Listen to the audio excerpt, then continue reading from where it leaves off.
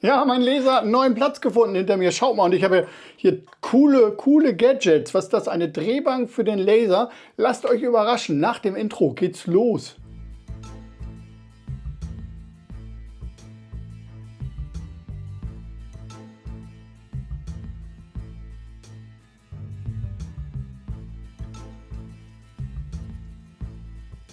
Herzlich willkommen auf meinem Kanal Ingos Tipps zu einem neuen Video.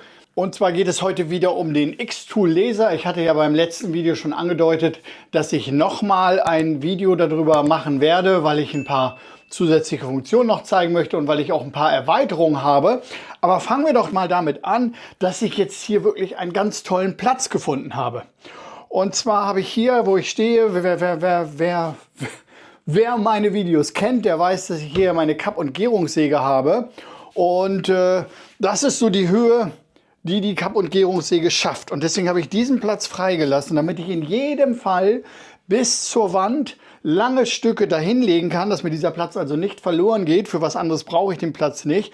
Und dadurch, dass ich da hinten das Brett abgenommen habe mit diesen ganzen Sortimentskästen, die da drauf standen, habe ich sogar ein bisschen mehr Platz als vorher.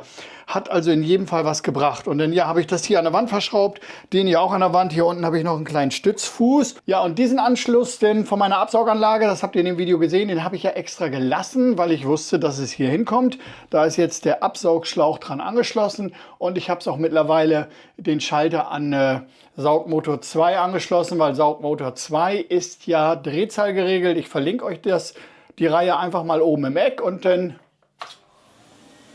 ja, hört ihr jetzt, ist kein Saugen, ist quasi Abluft, weil er jetzt so auf 30–40% seiner Maximalleistung steht. Das läuft also. Ja, und was sehen wir hier? Ich habe schon die erste Erweiterung hier drunter gebaut. Das hier ist nämlich die Erweiterung um größere Sachen. Es geht ja nur eine begrenzte Höhe hier rein bis zu der Platte hier unten. Ja, diese Platte hier. Oh, da habe ich viel gelasert. Da muss ich mal sauber machen. Und diese Platte kann ich jetzt hier sukzessive wie in einem Backofen auf unterschiedliche Geschichten einstellen. Rein theoretisch kann ich sie auch ganz weglassen, könnte jetzt also quasi auch was hier drunter stellen. Und eigentlich ist diese Erweiterung auch dafür da, weil hinten kann man auch aufmachen. Man könnte jetzt sogar große Stücke durchfahren. Das ist noch wieder ein anderes Feature, was man holen kann. Dann könnte man quasi hier Schranktüren durchfahren und währenddessen lasern. Ist sicherlich auch ein ganz tolles Feature. Hole ich mir vielleicht nochmal, ist aber im Augenblick nicht geplant. Wäre auch schwer hier umzusetzen. Ja, aber hier, das hier ist zwingend nötig, auch unbedingt für die Rotationseinheit, die ich euch gleich noch vorstellen werde. Die würde hier nämlich sonst auch nicht reinpassen. Ja, dann habe ich hier oben eine neue Steckdose gesetzt, damit das Ding hier mit Strom versorgt wird. Die war vorher nicht da. Und falls ihr euch wundert, dass da zwei sind, das hat auch wieder mit einem Zusatzfeature zu tun. Das gehe ich jetzt mal holen. Ja, kurzer Break. Ein Reminder an RemindMe, dem Sponsor des heutigen Videos. RemindMe ist ein kostenloser Wechselservice für Strom und oder auch Gas. Die wechseln für euch jedes Jahr völlig automatisch euren Stromtarif und euren Gastarif. Immer in den günstigsten Tarif des seriösesten Anbieters. Das ist der absolute Hammer. Mehr sparen könnt ihr nicht. Immer den günstigsten Preis, Sofortbonus, Neukundenbonus, Wechselbonus, was auch immer. Günstiger und automatischer kriegt ihr es nicht. Geht unten auf den Link in der Videobeschreibung. So, da ist es. Das hier ist jetzt das sogenannte Feuerschutzset, was eben selber erkennt, wenn es da drin anfängt zu brennen. Und dann hier, ich denke mal hier CO2 wird das wohl sein, dann anfängt auch wirklich selbstständig zu löschen. Da kriegst du also nicht nur einen Alarmton, sondern es wird auch selbstständig löschen. Dabei ist das natürlich ein Verbrauchsartikel, die braucht man danach wieder neu. Aber das ist auf jeden Fall eine ganz tolle Geschichte und das werde ich jetzt mal als nächstes anbauen. So, wir haben hier die Bedienungsanleitung, die ist schön in Deutsch und als erstes müssen wir jetzt mit dem Testmodus den Steuerkasten mit dem Switch paaren. So, der Steuerkasten ist eingesteckt. Ich gehe jetzt hier auf Test. Test leuchtet. Und jetzt soll ich diese Taste 5 Sekunden drücken. So. Und jetzt betätigen wir diese Taste. Dreimal blinkt er, das heißt, er hat es jetzt quittiert. Das sollte funktionieren. Die Steuerung testen. Ich mache ihn an und damit geht er aus. Jo, damit kann jetzt also dieser Kasten die Stromzufuhr hier unterbrechen. Dafür macht es natürlich Sinn, den woanders reinzustecken, weil hier würde er ja jetzt jedes Mal stromlos werden. So, ich habe jetzt alle Sensoren an den Sensorverteiler angeschlossen. Ihr könnt das sehen. Und jetzt soll man mit einer offenen Flamme überprüfen, ob das funktioniert. Checken wir mal. Oh, schaut an. Die gehen aus und der dritte ist angegangen. Der zweite. Und der zweite von hier. Der dritte von da. Und der erste. Habe ich einen vergessen? Nö. 1, 2, 3, 4, 5. 1, 2, 3, 4, 5. Ja, und der hier, das ist, glaube ich, der für die Klappe. Weiß ich nicht genau, wird sich noch zeigen. Läuft. So, ich habe jetzt hinten an der Gehäuserückseite diesen Schlauch angeschlossen. Und man soll jetzt checken, ob, wenn man hier reinbläst, ob da was rauskommt. Ich höre was.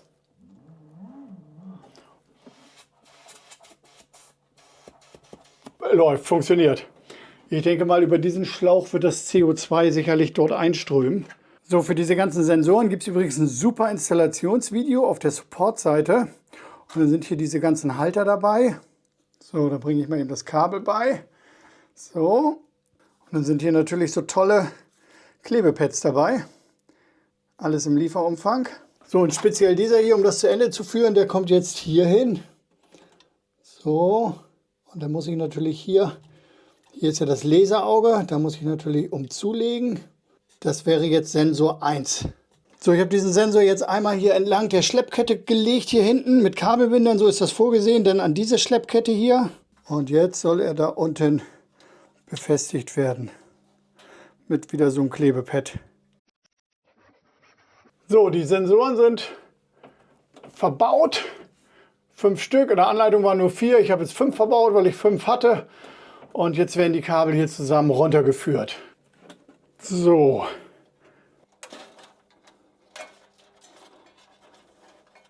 So, das ist jetzt hier die Verteilereinheit. Und normalerweise sollen die Kabel hier durch die Tür rauskommen, aber das finde ich irgendwie ein bisschen doof.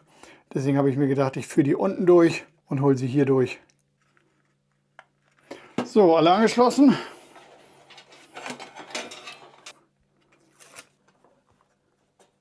So, jetzt ist kein Kabel mehr zu sehen, aber alle LEDs. So, jetzt bleibt nur noch die Installation dieser Box und vorher der Gasflaschen. Da sind sie. AA 1, 2, 3 und 4. So. Schließen wir die Einheit hier an. So, das Kabel mit den Sensoren und Power. Und hier oben dann natürlich mit dem smarten Stecker. So. So, einschalten hier oben und hier. Ja, jetzt sollte das System laufen. Sehen, Tür geht noch auf. Und wenn ich jetzt von Hand löschen will, dann muss ich hier vorne drücken. Das mache ich jetzt besser nicht. Hier vorne leuchten auch alle Sensoren grün. Das heißt, das System ist komplett einsatzbereit. Wenn man mit diesem Laser, so wie er hier jetzt steht, einfach mal eben was lasern will, dann ist das schon fast wie eine Mikrowelle. Ich meine, du machst die Tür auf, du legst dein Essen da rein und drückst auf den Knopf und 2 Minuten später ist es fertig. Das verleitet natürlich oder suggeriert natürlich irgendwie, dass es auch alles ganz ungefährlich ist und ganz harmlos. Deswegen bin ich jetzt schon ganz froh, dieses zusätzliche Tool hier zu haben, dieses Feuerschutzset. Das ist sicherlich ein großer Schritt in Sachen Safety. Ja, ich kann manuell auslösen und über den Sensoren merkt er es auch. Gut, haben wir hier unten also jetzt quasi die Erhöhung, Erweiterung und wir haben jetzt das Feuerschutzset. Und jetzt schauen wir uns mal die Rotary an. Ja, hier haben wir die Rotary-Einheit. So sieht es aus. Das sind die Teile, die dabei sind. Das ist das Grundgerät hier mit Schrittmotor. Dann gibt es hier auch noch eine Einheit, die sieht so ein bisschen aus wie bei so einer Drehbank. Ich habe hier einen Zentrierer. Und wenn ich hinten noch eine Stütze brauche oder ich habe einen Becher, der konisch zuläuft, dann kann ich hiermit die Oberfläche gerade stellen. Ne? Das ist also hier hinten quasi nochmal so eine Stütze. Also die haben qualitativ hochwertige Produkte, die haben eine tolle, herausragende Verpackung und die haben eine super schnelle Lieferung. Und an dieser Stelle sei erwähnt, Xtool feiert 4-jähriges Jubiläum. Also jetzt vom 18. September bis zum 4. Oktober gibt es super Preise, Rabattcodes. 2 Rabattcodes sind auch unten in meiner Videobeschreibung. Schaut unbedingt da rein. Alle Teile, die ich hier habe, sind auch unten in meiner Videobeschreibung verlinkt. Ja, wie gesagt, 4 Jahre gibt es die Firma. Ihr bekommt dort Software und Hardware aus einer Hand. Ihr wisst, bei meinem anderen Laser habe ich immer Lightburn benutzt. Hier arbeite ich ausschließlich mit der mitgelieferten Software von Xtool. Funktioniert sehr, sehr gut. Gibt mir alles, was ich brauche. Also funktioniert wunderbar. Größte deutschsprachige Community auf Facebook. Also da kriegt ihr auch Hilfe ohne Ende. Also super Sache. Und ich würde sagen, ich baue das Ding jetzt mal zusammen und mache mal eine Probefräsung. Habe mir hier mal ein HT-Rohr geschnappt, um mich einfach mal anzufreunden mit diesem Teil. So, habe hier ein paar von den Streben rausgenommen, weil wir ja ein bisschen Platz brauchen für die Rotorie. Und ich würde sagen, das ist definitiv noch zu hoch.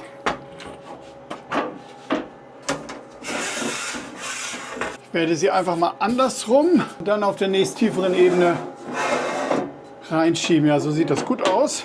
So, das Gerät kommt da rein. Ja, die X-Bewegung wird weiterhin von dem Laser ausgeführt und die Y-Bewegung wird dann natürlich jetzt zukünftig von dieser Rotorie-Einheit ausgeführt und deswegen muss sie natürlich auch verbunden werden.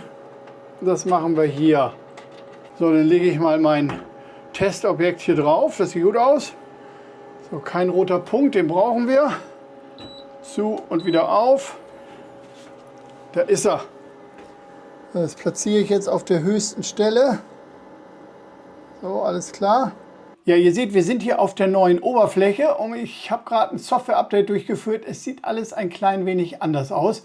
Mal sehen, ob ich mich da von Beginn an zurechtfinde. Ja, hier haben wir jetzt, wie gesagt, hier unser Rohr, unser HT-Rohr. Und hier oben ist jetzt Hintergrund und die Nahaufnahme. Gut, das ist jetzt hier. Dann haben wir hier oben den Punkt auf Lamellen bearbeiten. Das haben wir ja nicht mehr. Oh, das ist auch schön geworden hier. Rolle Drehvorrichtung, Spannfutter. Das sind ja so die Sachen, die wir jetzt machen könnten hier. Drehvorrichtung habe ich jetzt. Okay, er dreht es gleich. Jetzt werde ich mal die Höhe messen. Schnellmessung hier. Und jetzt hat er sich auch selber schon den Punkt geholt. Machen wir nochmal eine Nahaufnahme. So, da sind wir jetzt. Ja, was machen wir? Ich würde sagen, ich schreibe mal was. Wir schreiben mal Ingo. I-N-G-O. So, Ingo. Vielleicht ein kleines bisschen kleiner. So, Ingo. Das schieben wir jetzt hier hin. Da soll er Ingo schreiben. Und dann setzen wir nochmal eine Form dazu. So, das müsste die Mitte sein. So, jetzt haben wir einen Namen und eine Form. Ich habe noch nie ein HT-Rohr gelasert. Was mache ich denn ja jetzt? Geschwindigkeit. Ja, maximal 25 geht hier nur an der Stelle. Machen wir 25 und hier oben 6. Ich rate mal mit 6. 6, okay. Ingo, Liniengravur, 6%, 25 mm. So, gehen wir wieder rüber, ne? Da bin ich ja mal gespannt. Ja, schaut euch das an. Das ist gut geworden, aber irgendwie auch nicht. Ingo, aber irgendwie oben und unten vertauscht, ne? Ogni. Ja, also da muss ich gleich nochmal gucken. Das ist dann sicherlich eine Besonderheit hier, aber der Stern, wo es ja egal ist, ob oben und unten vertauscht ist, also sehr schön, total gut ausgerichtet. Ich hoffe, ihr könnt das sehen. Hier sieht es ja gut aus. Ja, das ist interessant. Hier oben am Bildschirm, hier seht ihr so ein kleines schwarzes Teil. Und das seht ihr auch hier oben. Und dann seht ihr hier unten wieder 1 und direkt daneben vielleicht nochmal 1. Und das sind dann die hier. Das heißt, er hat sich definitiv in die falsche Richtung gedreht. Ich glaube, ich habe das Gerät einfach falsch rumliegen. So, wir drehen das Gerät einfach mal um. So rum kann man es auch besser lesen, aber es lag so ein bisschen, glaube ich, auch an dem roten Punkt. Mal eben gucken. So, ich lege es mal andersrum rein. So, ich habe es jetzt unten einfach mal gedreht. Und jetzt kriege ich auch den roten Punkt wieder. Da war ich wahrscheinlich einfach nur zu hoch. So, jetzt bin ich in der Mitte von meinem Stern. So. Und jetzt siehe da, guck, wir haben in der Mitte begonnen, genauso wie es dann auch war.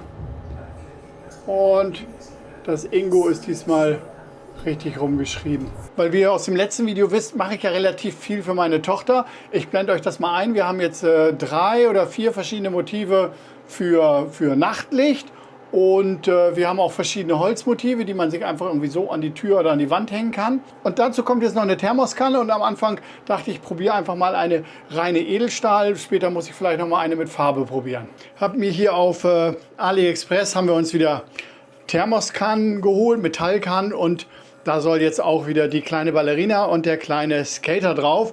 Und ja, ich blende euch mal ein Bild ein, wie ich das hier auf Xtool vorbereitet habe. Könnt ihr sehen, liegt jetzt also parallel an der Kante in der Mitte. Und ich würde sagen, ich lege sie jetzt mal rein und dann schauen wir uns das mal an.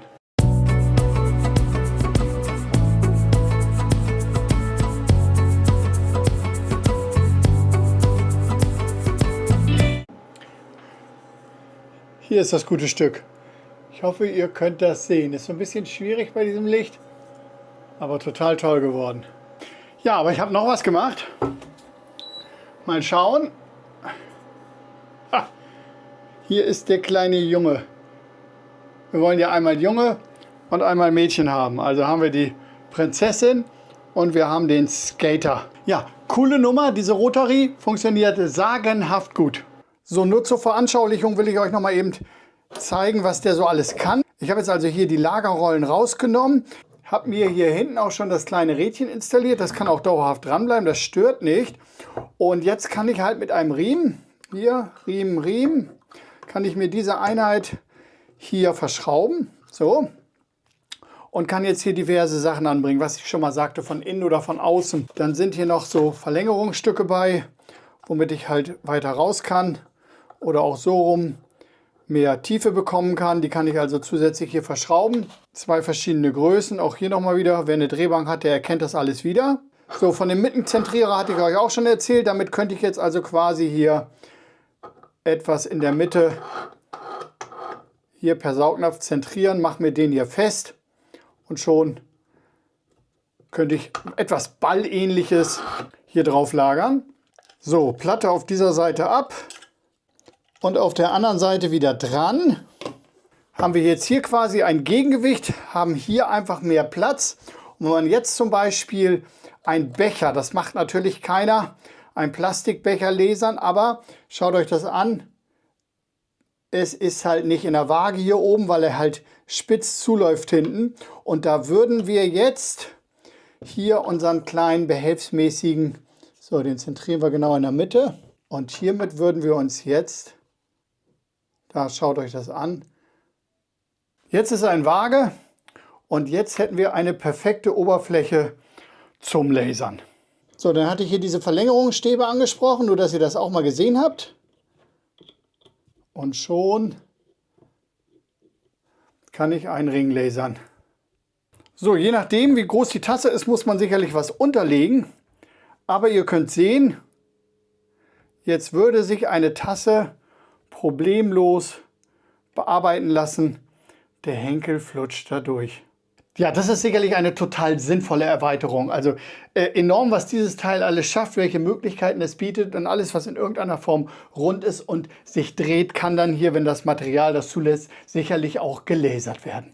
So, beim letzten Mal hatte ich euch ja auch was von Rundungen erzählt, dass also auch gewölbte, nach außen gewölbte oder nach innen gewölbte Oberflächen lasern kann. Das einzige gewölbte Holzstück, was ich jetzt mal eben so schnell gefunden habe, ist hier dieser kleine Abwaschbürste, und die hat einen kleinen schönen, und ich würde sagen, da machen wir einfach mal ein Quadrat drauf, weil dann können wir ziemlich gut sehen, ob das gerade wird. So, nachdem er die Oberfläche nun abgefahren hat, die Oberfläche von meinem Pinsel, von meiner Bürste, so sieht sie aus. Das ist das, was er herausbekommen hat. Und ja, jetzt habe ich hier schon mal, das ist jetzt die Oberfläche, hier habe ich jetzt schon mal ein Viereck gemacht, ich habe einen Kreis gemacht und ich habe einen Stern gemacht. Damit sollten wir eigentlich sehen, ob das gerade ist. Was habe ich hier eingestellt? Ich habe eingestellt 45% Leistung und 100er Geschwindigkeit. Langsamer geht es nicht. Ja, dann mache ich mal einmal 30% Leistung. So, und so würde ich sagen, so hauen wir das jetzt mal raus. Da ist er und dann machen wir Start.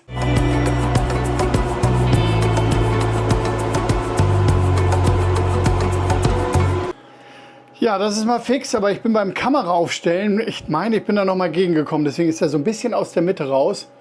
Und ihr konntet aber vielleicht bei der Kamera sehen, wie er sich der Rundung halt auch angepasst hat, der Laser. Aber gerade, oder? Könnt ihr das sehen? Das Rechteck ist gerade. Also es lassen sich wunderbar gewölbte, nach außen und innen gewölbte Oberflächen mit dem Laser auch bearbeiten. Er passt sich der Oberfläche dann an.